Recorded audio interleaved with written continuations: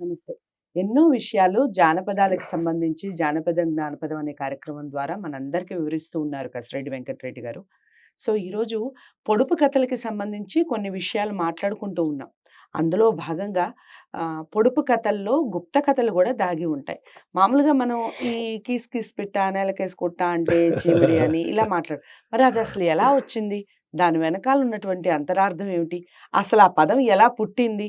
ఆ సామెత ఎలా పుట్టింది? ఏ కథ ద్వారా పుట్టింది? ఇలాంటివన్నీ తెలియజెప్పే ప్రయత్నమే ఈ కార్యక్రమం. నాకు కూడా చాలా ఆసక్తికరంగా ఉంది. కసిరెడ్డి వెంకటరెడ్డి గారు ఎలాంటి కథను వివరిస్తారో ఈరోజు కార్యక్రమంలో వినే ప్రయత్నం చేద్దాం. నమస్కారం అండి. పొడుపు కథ అంటే కథా పరిపంధి అని దీనికి నిర్వచనం ఇచ్చారండి. ఓకే. కథకు శత్రువు అని. అంటే ఇందులో కథ ఉండదు, పేరుకు పొడుపు కథ అన్నారు కానీ అందులో కేవలం ఒకే మాట తోటి విడి కథ వచ్చేస్తుంది అనే ఉద్దేశం. కానీ పొడుపు కథలు గుప్త కథలు కూడా ఉన్నవి కనిపిస్తాయండి. పూర్వం సంస్కృత శ్లోకాలలో ఇలాంటివి ఉన్నవి మనకు కనిపిస్తున్నాయి, ప్రహేళికలలో. అదేవిధంగా తెలుగులో కూడా గుప్త కథలు చాలా లభిస్తూ ఉన్నాయి. ఈ ఒక గుప్త కథ ఎట్లాంటి అంటే, అప్పులోడొచ్చి అయ్య సంగతి అడిగితే ఒక ఆయన కుటుంబానికి అప్పు ఇచ్చాడు. తన అప్పు వసూలు చేసుకుందామని ఆ ఇంటికి వచ్చాడు.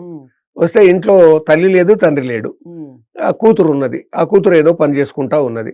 అప్పులోడొచ్చి అయ్య సంగతి అడిగితే ముళ్ళుకు ముళ్ళు నాటబోయిండు అన్నది అమ్మాయి. మీ అమ్మ అని అడిగితే 1కి 2 సేవ్ అయింది అన్నది.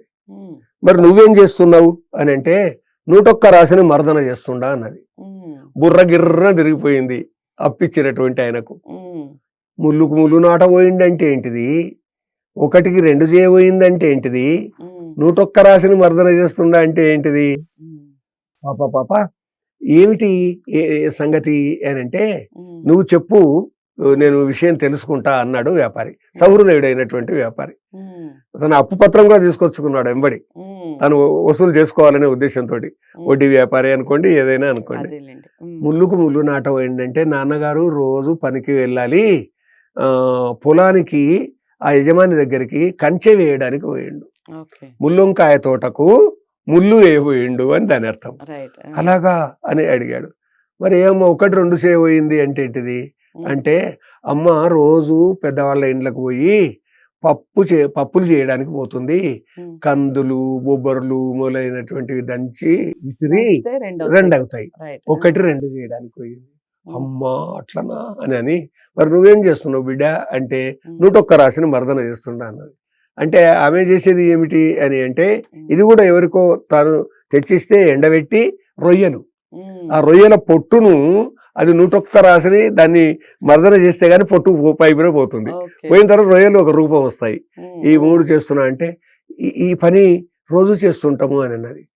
ఇంత కష్టపడుతున్నా వీళ్లకు తిండికి వెళ్ళడం లేదు, నా అప్పు తీరడం లేదు అని దయామయుడైనటువంటి ఆ వ్యాపారి, బిడ్డ దగ్గరికి రాని ఆ అప్పు పత్రాన్ని కొట్టేసి ఆమె చేతిలో పెట్టి ఆశీర్వదించి వెళ్ళిపోయాడంట. అలాంటి వాళ్ళు కూడా ఉన్నారా ఈ కాలంలో? అప్పుడు వాళ్ళంటే ఉన్నారు. అందుకే ఇలా ఉండాలి. అంటే ఇంత కష్టపడుతున్న జీవితం ఏదైతే ఉన్నదో వాళ్లకు మనం సహకరించాలి. తనకున్నది తను అడిగినప్పుడు ఇచ్చాడు, కానీ వడ్డీ ఏదో కట్టి ఉంటాడు, అతను కొంత కడుతున్నాడు, కానీ అప్పు తీరడం లేదు.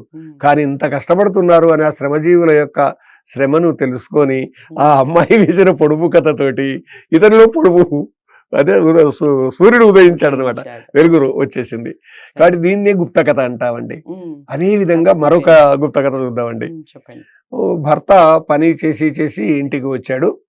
భార్య ఏమనుకుంది, ఆయన వచ్చినప్పుడు ఏదో చేసి పెడుతుంది, పొద్దునదే అదే ఏదో ఉన్నది, కానీ ఏదైనా చేసుకొని తినాలనుకుంది. పాయసం చేసుకుంది, బ్రహ్మాండంగా చేసుకుంది. తిందామని కూర్చునే వరకు భర్త వచ్చేసాడు.